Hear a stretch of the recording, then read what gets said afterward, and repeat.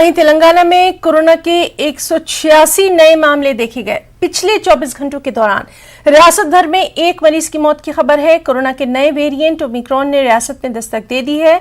Public health director Srinivas Rao ने कहा है कि ओमिक्रॉन के 2 मामले दर्ज किए गए हैं। दोनों बैरून मुमालिक के शहरी हैं। अब तक 1248 मुसाफिर बैरून मुमालिक से आए हैं, जिनमें से 3 अफराद कोरोना से मुतासिर पाए गए हैं।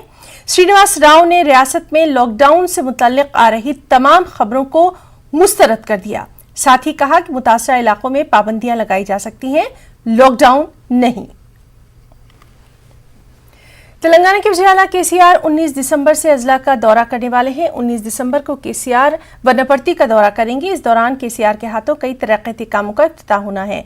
इसके अलावा डबल बेडरूम मकानात का इफ्तिताह, कलेक्ट्रेट की नई इमारत और सब रजिस्ट्रेशन की इमारत का इफ्तिताह और कई दीगर अहम काम शामिल हैं।